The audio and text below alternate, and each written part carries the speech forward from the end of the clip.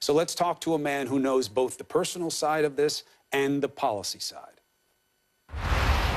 Joining us now is the Commerce Secretary under President George W. Bush, Carlos Gutierrez. Mr. Secretary, thank you for joining us. Thank you, Chris. Pleasure. All right, I want to get your reaction to something the president said today about the kinds of people that are crossing the border. Please listen.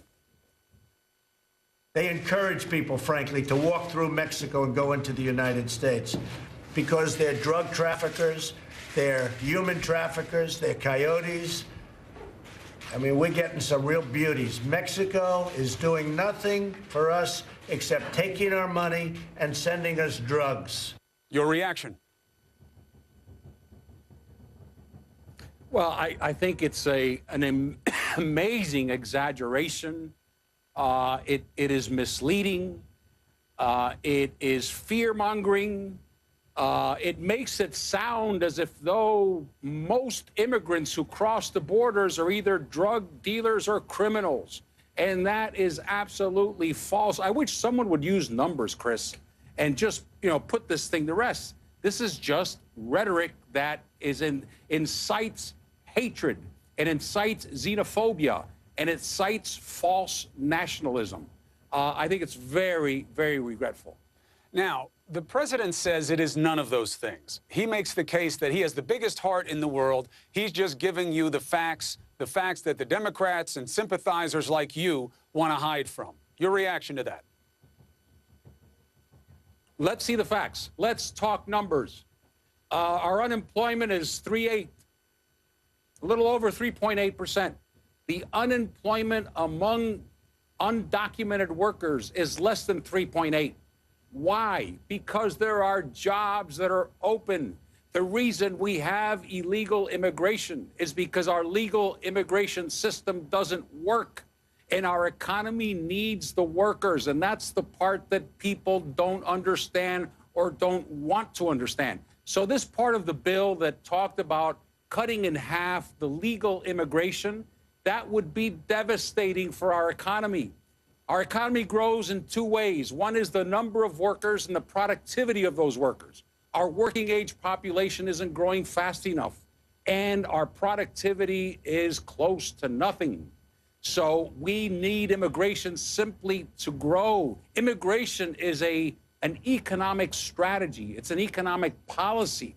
And that's what I am so shocked that it's Republicans who don't understand that. We are supposed to be the party of prosperity, and you cannot have prosperity without immigration. Last question for you, Mr. Secretary. There is a feeling now that because of this executive order, which I would argue is more of a stunt than anything else, it wasn't necessary. This isn't a legal change. He could have changed the policy with a phone call. But there's a sense that it's over, that he has fixed it. Yet they won't let us see the inside of the facilities where these kids are kept. We don't know how they're going to reunite kids that they've spread all over the country. Why they're kids from Texas and New York City, I have no idea. What are your concerns about what still is left to be done and how long it will take and what that means for kids in custody? Well, regarding these specific refugees, we need to put them through a process. And while they are going through that process, they need to be living in conditions that are bearable, conditions that we can be proud of, that we can point to. I know it's complicated. It is logistically a nightmare, but we go through this all the time because that's who we are. And we'd rather do it the hard way, but it reflects the heart of our country. Now, just the other thing, Chris, on immigration at large, we have these refugees. Nothing has changed, and we're not going to get immigration reform. I hear people using talking points. Amnesty. Well, anything is amnesty for them.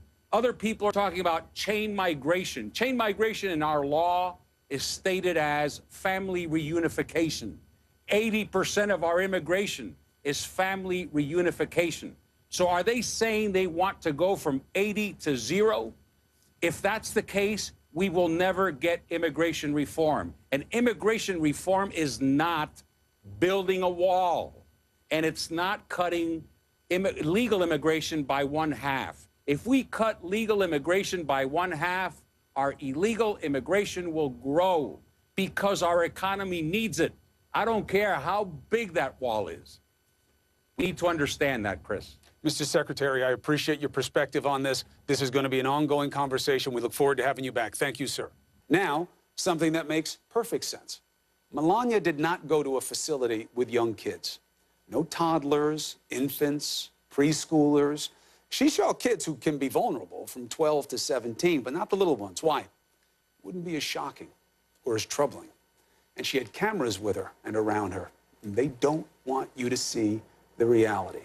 They don't want you to see the kids crying, to get a feel for their fear and the worries of those who are overwhelmed by this situation. One the president created to make a point that has blown up in his face and forced him to do what he has never done, to back off. But please, don't be fooled. This is far from over. 2 points. Trump says you have to arrest everybody because if you let them go, they never show at court. 75% show. Programs exist to get it over 90%. Now, those are the facts. Now, feelings. Take a look at these kids, please. I got some at home that look just like this, about the same ages. So do many of you. These kids aren't allowed to see their mom, even their lawyer. You know they're isolated. You know they're afraid. That's the ugly truth. I can't believe we aren't better than this. Kids taken from their parents, scattered across the country, crowded into tight spaces, overwhelmed staffs, the military building camps for them. This is a recipe for disaster. I'm not some cynic or some fatalist, and I don't want this to happen, but we both know what this is a recipe for. And everybody says they don't want it to happen. But we still see the president not doing anything to get these families together. That executive order was more stunt than solution. And Congress still using this situation as leverage in a larger policy battle. Ladies and gentlemen, do your damn job. You will all be judged for this moment.